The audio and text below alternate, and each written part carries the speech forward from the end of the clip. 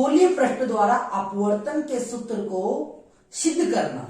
तो जो गोलीय पृष्ठ के द्वारा अपवर्तन का जो मैंने सूत्र लिखा था n1, सबसे पहले क्या लिखा था n1 नहीं लिखा अपन n2 upon b minus n1 upon u बराबर n2 माइनस n1 बटा r। तो हम उसे सिद्ध करेंगे। तो आइए देखते हैं किस प्रकार से इसको सिद्ध करते हैं। तो मैं आप लोगों को एक एक बाल की खाल निकाल के बताऊंगा कि किस प्रकार से इसको सिद्ध किया गया है। तो आप लोग मेरे इस वीडियो को पूरा लगातार देखना, आपको ये बिल्कुल समझ में आ जाएगा। और इसके बाद में लेकर आऊंगा मैं लेंस मेकर सूत्र। तो लेंस मेकर सूत्र को पढ़ने से पहले आपको मेरा ये वीडियो पार्ट 1 और पार्ट 2 पूरा देखना होगा। तो देखिए स्टार्ट करते हैं अपन गोलीय पृष्ठ द्वारा अपवर्तन के सूत्र में।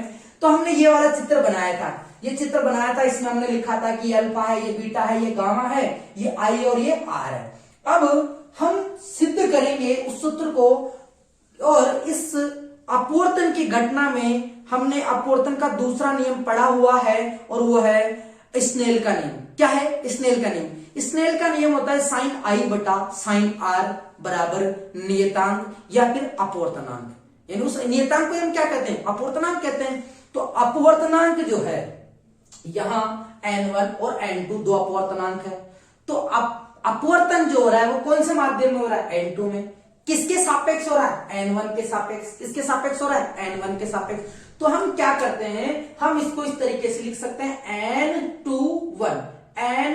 क्या लिख सकते हैं इसको? n21 का मतलब है माध्यम 2 का अपवर्तनांक माध्यम 1 के सापेक्ष। क्या है दोस्तों?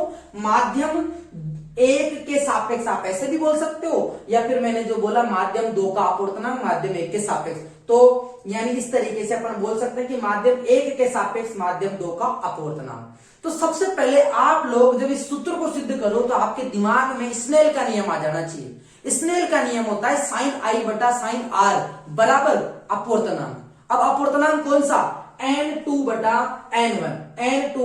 n1। ये क्यों लिखा? क्योंकि ये जो अपवर्तन की घटना हो रही है वो माध्यम 2 के अंदर हो रही है माध्यम 1 के सापेक्ष, इसीलिए अपन क्या लिखेंगे? n2 बटा n1। ये स्नेल का नियम है। यहां क्या लिखा हुआ? I और यहां क्या लिखा हुआ? R, यानी आपतन कोण और अपवर्तन कोण। हमारा मेन मकसद जो होगा इस I और R को निकालना, इस I और R को निकालना। अब इस I और R को निकालने के लिए हम क्या करेंगे? एक जो ज्यामितीय का एक गुण होता है वो ये होता है कि त्रिभुज के अंतःकोणों का योग, क्या? त्रिभुज के अंतःकोणों का योग बहिष कोण के बराबर होता है। यानी अगर कोई भी त्रिभुज अगर हम बनाए, जैसे मान लो ये कोई त्रिभुज है, ये कोई त्रिभुज है और इस त्रिभुज के यहाँ ये बहिष कोण बन रहा है, ये बहिष कोण जो होगा वो इसके अंतःकोणों के योग के बराबर होगा। जैसा कि आप इस चित्र में देखेंगे, इस चित्र में यहाँ पे ये बड़ा त्रिभुज बन रहा है OMC। क्या बन रहा है? OMC, ये बड़ा त्रिभुज बन रहा है। इसके अंदर ये जो कोण है ये क्या है? बहिष कोण है। और ये किसके योग के बराबर होगा? अंतःकोणों के योग के बराबर, यानी अल्फा प्लस बीटा। तो यही मैंने लिखा कि अंतःकोण कौन से? अल्फा और बीटा का योग जो होगा किसके बराबर होगा? आई का, क्योंकि इस त्रिभुज के अंदर बहिष कोण कौन है? आई। और अंतःकोण आई प्लस अंतःकोण जो होंगे वो आई बराबर अल्फा प्लस बीटा होगा, ठीक है। ये हो गया त्रिभुज OMC से। इसके अलावा एक और त्रिभुज हमारे सामने है, वो है त्रिभुज MIC। ये देखिए, ये छोटा सा त्रिभुज आपको दिखाई दे रहा होगा MIC। अरे इस MIC में आप देखो बहिष कोण कौन सा है? बीटा। कौन सा है? ये बीटा। और ये बीटा किसके बराबर होगा? R प्लस गामा के। किसके बराबर होगा? R प्लस गामा के, ठीक है। लेकिन हमारा मकसद क्या है? हमारा मकसद बीटा निकालना नहीं है, हमारा मकसद R निकालना है। तो R निकालेंगे तो R बराबर हो जाएगा बीटा माइनस गामा। R बराबर क्या हो जाएगा? Beta minus gamma. इसको हम समीकरण नंबर 1 नाम दे देंगे, इसको समीकरण नंबर 2 नाम दे देंगे। अब आप यहाँ देखो, यहाँ अल्फा आ रहा है, बीटा आ रहा है, गामा आ रहा है। अरे ये क्या है? तो आप इस अल्फा बीटा गामा को निकाल सकते हो एक त्रिकोणमिति के ज्यामितीय अनुपात से, जो अपन साइन थीटा कोस थीटा लाल बटा कक्का याद करते हैं ना। तो लाल बटा कक्का में हम जानते हैं एक होता है लंब और आधार का जो अनुपात होता है वो टेन थीटा कहलाता है। क्या कहलाता है? Tan theta. तो हम यहाँ पे देखेंगे इस चित्र के अंदर आप लोगों को एक त्रिभुज तो दिखाई दे रहा होगा OMP।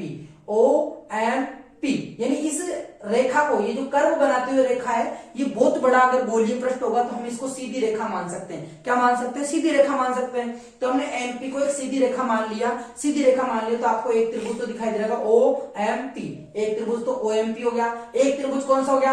M P C. और तीसरा त्रिभुज कौन सा हो गया? एम पी आई।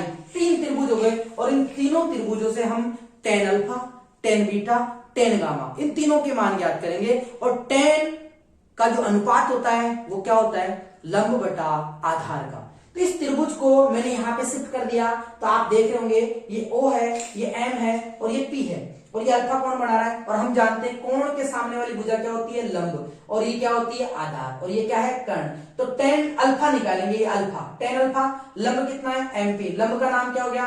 MP, क्या हो गया? MP। इसको मध्य प्रदेश मत समझना, ये MP है, MP, यानी इसका नाम है इस रेखा का MP। और ये हो गया OP, ये क्या हो गया? OP, MP बटा OP। इसी प्रकार टेन बीटा MP बटा PC, इसी प्रकार टेन गामा MP बटा PI। ये आप समझ गए होंगे। आगे बढ़ते हैं।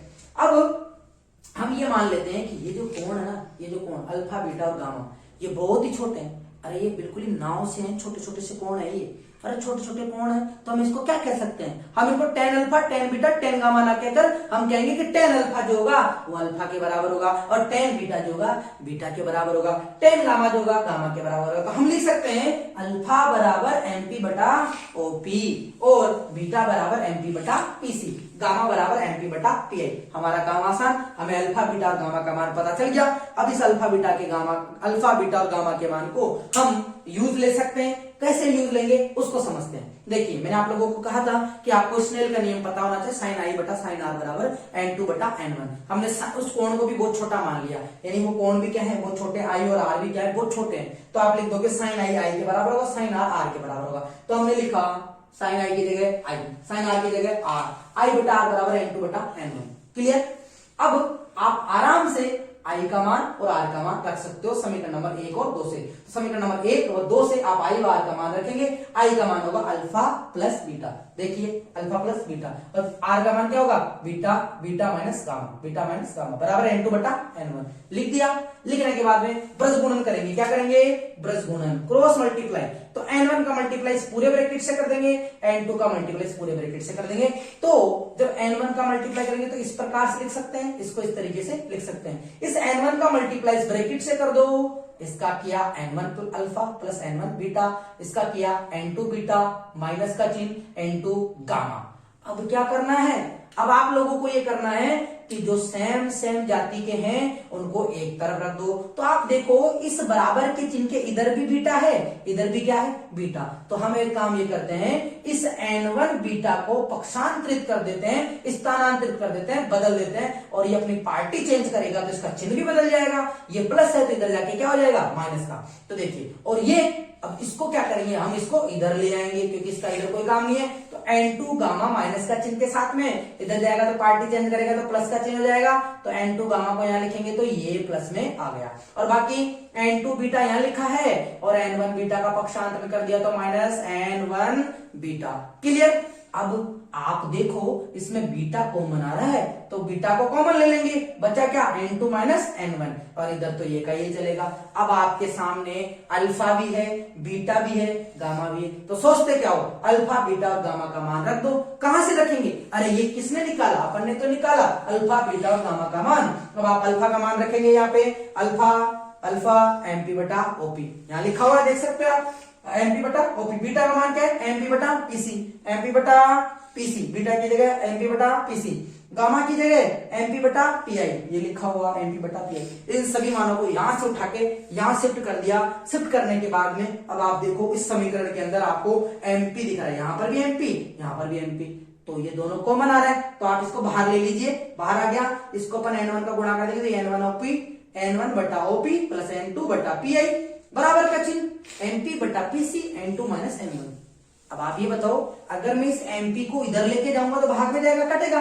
इससे अच्छा हम यहीं काट दे तो ये इससे कट हो जाएगा, हो गया कट। अब आपके सामने n1 बटा OP प्लस n2 बटा PI और बराबर में क्या बचेगा? n2 minus n1। क्या बचेगा? n2 माइनस n1 बचेगा। तो इसको मैं ऊपर लिख देता हूं, n1 अपॉन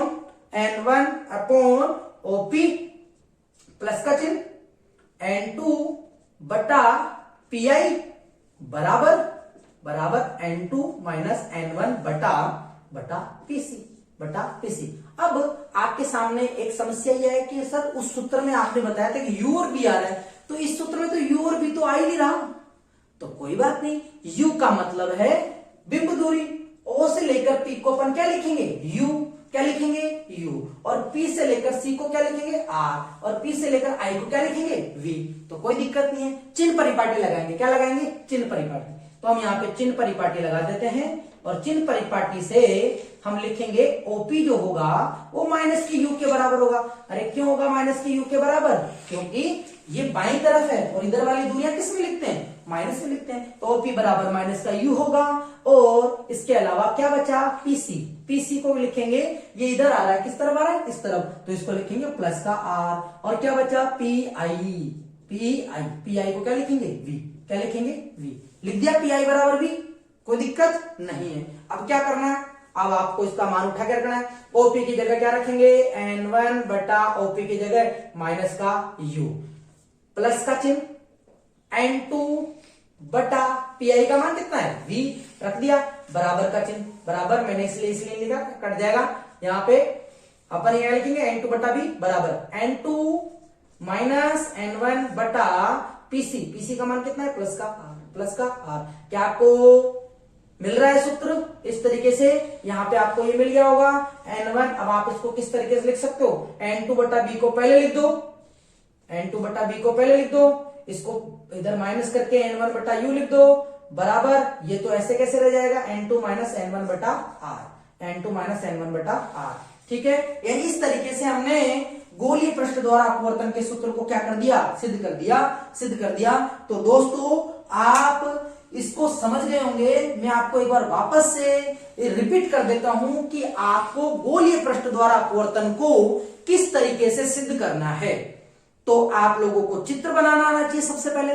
अगर आप चित्र बना लिए, उसके बाद में आपके दिमाग में स्नेल का नियम आना चाहिए, और स्नेल का नियम साइन I बटा साइन R बराबर अपवर्तनांक होता है। यहां अपवर्तनांक दो हैं, N1 और N2।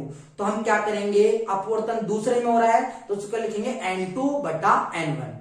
और हम ये मान लेते हैं कि जो चित्र जो हमने बनाया इसमें कोण ना, चाहे अल्फा बीटा गामा हो, चाहे R और R हो, ये सभी कोण बहुत छोटे हैं, बहुत ही छोटे हैं, अत्रे से नाव से हैं, छोटे से। तो जब छोटे से कोण होते हैं ना, तो उसको अपन क्या कर देते हैं? हम जैसे कि tan अल्फा है तो उसको अल्फा लिख देंगे, साइन I है तो उसको I लिख देंगे, साइन R है तो उसको R ही लिख देंगे।